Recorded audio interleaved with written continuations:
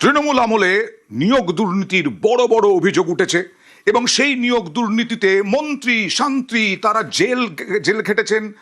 পার্থ চট্টোপাধ্যায় প্রাক্তন শিক্ষামন্ত্রী, তাকেও জেলে থাকতে হয়েছে। আজকে একটা শিক্ষক সম্মেলন ছিল, সেই শিক্ষক সম্মেলনে বিজেপি রাজ্য সভাপতি তিনি দাবি করলেন যে নিয়োগ মামলায় যে ঢালাও খরচ, দুর্নীতি হয়নি প্রমাণে কত খরচ, শিক্ষামন্ত্রীর কাছে তিনি আবেদন করলেন যাতে শ্বেতপত্র প্রকাশ করা হয়।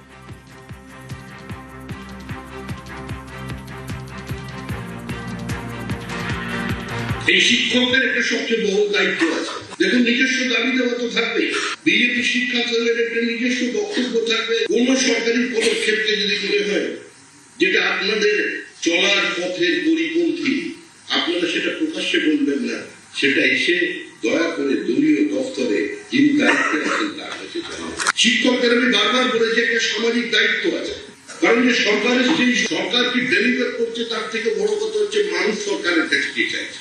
আমাদের অনেক ক্ষেত্রে 2 পা এগিয়ে 3 পা পিছিয়ে আসতে হচ্ছে, কারণ কার্যত আমাদের ধরা শূন্য। আমি মাননীয় শিক্ষামন্ত্রীর কাছে একটা আবেদন জানাতে চাই যে আপনি একটু দায়িত্ব নিয়ে কত টাকা এই উকিলদের পেছনে খরচা হয়েছে গত 15 বছরে সরকারের পক্ষ থেকে একটা শ্বেতপত্র প্রকাশ করুন। ঢালাও খরচ এবং এই দুর্নীতি হয়নি প্রমাণে দুঁদে আইনজীবী নিয়োগ করা হয়েছে, তাদের পেছনে লক্ষ লক্ষ কোটি কোটি টাকা খরচ হয়েছে। বিস্তারিত বলবে অর্ণব। অরিন্দা, তার আগে তোমাকে দুটো তথ্য দিই যা সমাজ মাধ্যমে অধিকাংশ মানুষ দেখতে পাবেন, এখনো সেটা অ্যাভেলেবেল রয়েছে। এক, আলাপন বন্দ্যোপাধ্যায় রাজ্যের মুখ্য সচিব ছিলেন, কিন্তু তিনি কলাইকুণ্ডায় প্রধানমন্ত্রীকে ঠিকমতো সম্ভাষণ করেননি। সেই সংক্রান্ত মামলা পৌঁছায় স্যাটে, এবং স্যাটের মামলা সব মিলিয়ে রাজ্য সরকারের খরচ ছিল প্রায় 25 লাখ টাকা। দ্বিতীয়, অভয়ার মামলায় এখনো পর্যন্ত যা তথ্য আছে 1 কোটি টাকার বেশি সিনিয়র অ্যাডভোকেট নিয়োগ করে রাজ্য সরকার আমার তোমার বা সাধারণ মানুষ যারা দর্শক তাদের করের টাকা খরচ করে সেই টাকা মেটানো হয়েছে। আর এবার যদি আসে নিয়োগ দুর্নীতি মামলা, প্রাথমিক নিয়োগ দুর্নীতি মামলা, উচ্চ প্রাথমিক নিয়োগ দুর্নীতি মামলা, গ্রুপ সি, গ্রুপ ডি, নবম দশম, একাদশ দ্বাদশ, প্রত্যেকটা আলাদা আলাদা ক্যাটাগরি নিয়োগ দুর্নীতি মামলায় কখনো কপিল সিব্বাল সিনিয়র অ্যাডভোকেট, কখনো অভিষেক মনু সিংভি, কখনো মুকুল রহতগি, এরকম এক গুচ্ছ। এছাড়াও সিনিয়র অ্যাডভোকেট যারা অলরেডি রাজ্য সরকারের হয়ে সুপ্রিম কোর্টে সওয়াল করেন, তাদের একটা বড় প্যানেল তো রয়েছে। এই জায়গায় শুধুমাত্র কপিল সিব্বাল, তার ফিস প্রায় 15 থেকে 16 লক্ষ টাকা প্রতি মামলার অ্যাপিয়ারেন্স ফিস। অভিষেক মনু সিংভি তারও প্রায় 15 থেকে 16 লাখ টাকা, মামলার ভিত্তিতে সেটা কম বেশি হয়। এই বিপুল পরিমাণ টাকা কত খরচ হলো 2022-23 সাল থেকে সমানে সিবিআই তদন্তটাকে আটকাতে একবার মামলা, সেই অর্ডার দেওয়ার পরে একবার গ্রুপ সির সিবিআই তদন্ত আটকাতে মামলা, একবার প্রাথমিকের সিবিআই তদন্ত আটকাতে মামলা, একবার গ্রুপ ডি, নবম দশম, সব জায়গাতে এই যে পরিমাণ টাকা খরচ হয়েছে, কমসে কম সেই টাকাটা কয়েক কোটি, সেটা কয়েক কোটি মানে সেটা সংখ্যা মাপতে হবে, কারণ 2022-23 সাল থেকে এই সংখ্যাটা সামনে আসছে। কল্যাণ বন্দ্যোপাধ্যায় তো তার যে পারিশ্রমিক সেটা তো খুব কম, লাখখানেক তার বেতন, এবং সেটা সুপ্রিম কোর্টে মামলা করলে তার জুনিয়রদের নিয়ে।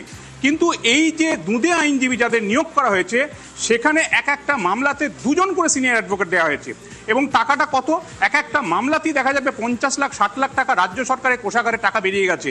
এবং একাধিক দিন যখন কিছুদিন আগে গত বছর যখন সুপ্রিম কোর্ট জাজমেন্ট দিল 26,000 চাকরি বাতিল, সেই চাকরি বাতিল জাজমেন্টটাকে এই রাজ্যে লাগু না করে সেটাকে মডিফিকেশন অ্যাপ্লিকেশন করলো রাজ্য সরকার এবং একই সঙ্গে মধ্যশিক্ষা পর্ষদ, তার পিছনে কোটি কোটি টাকা খরচ হয়েছে। কাজেই যে যুক্তিটা, অর্থাৎ আমার তোমার বা সাধারণ মানুষের করের টাকা যেটা মানুষের জনকল্যাণার্থে ব্যবহার হওয়ার কথা, যেটা হাসপাতালের জন্য কাজে ব্যবহার করতে পারে, সাধারণ মানুষের শিক্ষার দাবি মেটাতে পারে, সেই টাকাটা কিছু দুর্নীতিগ্রস্ত নেতা তৃণমূল কংগ্রেসের, তাদের করা পাপের ফল, সেই পাপটাকে আটকানোর জন্য, নিজেদের দুর্নীতিকে ঢাকার জন্য সুপ্রিম কোর্টে গেছে। এবং আমি আসবো অর্ণব, তবে শ্রমিক ভট্টাচার্য কি বললেন আরো একবার। এই শিক্ষকদের একটা সবচেয়ে বড় দায়িত্ব আছে। দেখুন, নিজস্ব দাবি দেওয়া তো থাকবে, বিজেপি শিক্ষা দলের একটা নিজস্ব বক্তব্য থাকবে। কোন সরকারি পদক্ষেপকে যদি মনে হয় যেটা আপনাদের চলার পথের পরিপন্থী, আপনারা সেটা প্রকাশ্যে বলবেন না, সেটা এসে দয়া করে দলীয় দপ্তরে যিনি দায়িত্বে আছেন তার শিক্ষকদের আমি বারবার বলেছি একটা সামাজিক দায়িত্ব আছে, কারণ যে সরকারের সেই সরকার কি ডেলিভার করছে তার থেকে বড় কথা হচ্ছে মানুষ সরকারের কাছে কি চাইছে। আমাদের অনেক ক্ষেত্রেই 2 পা এগিয়ে 3 পা পিছিয়ে আসতে হচ্ছে, কারণ কার্যত আমাদের ভরা শূন্য।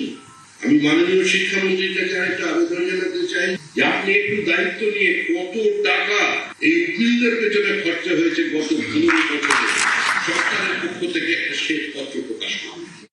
তীব্র হয়েছে, তীব্রতর থেকে তীব্রতর হয়েছে আন্দোলন চাকরি হারাদের, চাকরি প্রার্থীদের। তারপরে চাকরি তো হয়নি, উল্টে কোটি কোটি টাকা। অর্ণব, তুমি এটা বললে যে এক একজন আইনজীবীর দুধে আইনজীবীর এক এক দিনের অ্যাপিয়ারেন্স ফি হচ্ছে 15 থেকে 16 লাখ টাকা। তার মানে খুব সহজ তো শ্বেতপত্র প্রকাশ করে দুর্নীতিটা কত হয়েছে উকিলদের পেছনে টাকা খরচ। দেখো, একেবারে যথার্থ দাবি, এটা সময়ের দাবি এবং এটা করা উচিত। যারা চাকরি পেয়েছেন বা পাননি, যারা চাকরি হারিয়েছেন বা চাকরি হারানোর মতো একটা আশঙ্কায় রয়েছেন, প্রত্যেক এটা চাইছেন। আমি যে কলকাতা হাইকোর্টের বাইরে থেকে এই লাইভ টেলিকাস্ট করছি, এই হাইকোর্টের বাইরে 2022, 23, 24 সালে যে ছবিটা আমরা দেখেছি, সেখানে গ্রামান্তর বিভিন্ন প্রত্যন্ত এলাকা থেকে মানুষ এসছে, ছোট্ট করে তারা একটা হোয়াটসঅ্যাপ গ্রুপ তৈরি করেছে। সেখানে 100 জন, 200 জন, 300 জন যারা চাকরি পাওয়ার আশায় মামলা করেছিল, কেউ 2000, কেউ 5000 করে টাকা দিচ্ছে এবং সেই টাকা তাদের সিনিয়র অ্যাডভোকেটদের ফিস মেটাতে তারা হিমশিম খাচ্ছে। অনেকে চোখে জল ফেলেছে আমাদের কাছে অন্তত খবরটুকু করানোর জন্য। শুধু তাই না, তোমাকে জানিয়ে রেখে 26,000 চাকরি বাতিল মামলায় যারা জেনুইন, যে 16 থেকে 18,000 চাকরি বাতিল হয়ে, অর্থাৎ যারা যোগ্য হয়েও যাদের চাকরি চলে গেছে বলে তারা একটা গ্রুপ তৈরি করেছিল, সেই গ্রুপে শহীদ মিনার ময়দানে তারা নাম লেখাচ্ছিল, অর্থাৎ যারা শিক্ষকতা করছিলেন। সেখানেই তারা যে টাকা তুলেছিল সেই টাকার অঙ্কটা প্রায় 10 কোটির বেশি। সেই 10 কোটি টাকা যদি তাদের কয়েকটা মামলার পারিশ্রমিক হয়, তাহলে রাজ্য সরকার 2022-23 সাল থেকে একটা এসএসসি নয়, তার সঙ্গে প্রাথমিক আছে, উচ্চ প্রাথমিক আছে। উচ্চ প্রাথমিকের নিয়োগে সবুজ সংকেত দিয়েছে কলকাতা হাইকোর্ট, এটা ঠিক, ভারপ্রাপ্ত প্রধান বিচারপতি এখন যিনি তপব্রত চক্রবর্তী। কিন্তু এই মামলাতেও গন্ডগোল ছিল 2020 সালের ডিসেম্বর মাসে। কোভিড থেকে বাংলা ফিরছে, একটু একটু করে ছন্দে ফিরছে, সেই সময়তে প্রথম ধাক্কাটা এসেছিল উচ্চ প্রাথমিকে, কারণ যে মেরিট লিস্টটা প্রকাশ করেছিল সেটাই ভুলে ভরা। তৎকালীন বিচারপতি মৌসুমী ভট্টাচার্য রায় দিয়ে বলেছিলেন এই মেরিট লিস্ট ডিনোভা করতে হবে, অর্থাৎ নতুন করে শুরু করতে হবে। সেখান থেকে যদি তুমি শুরু করো তাহলে কোটি টাকার অঙ্কটা যে অনেক হবে, অর্থাৎ কয়েকজন 16,000, 18,000 পড়ুয়ারা তারা যদি চাঁদা তুলে 2,000, 3,000 টাকা দিয়ে যদি 10 কোটি টাকা তার লয়ারদের ফিস জোগাতে পারে, তাহলে রাজ্য সরকারের কোষাগারের কতটা টাকা, সাধারণ মানুষের করের কতগুলো টাকা। একেবারেই তাই। আর এদিকে চিৎকার করা হতো যে 8 লক্ষ কোটি টাকা রাজ্যের ঋণ, 8 লক্ষ কোটি টাকা রাজ্যের ঋণ। ধন্যবাদ অর্ণব।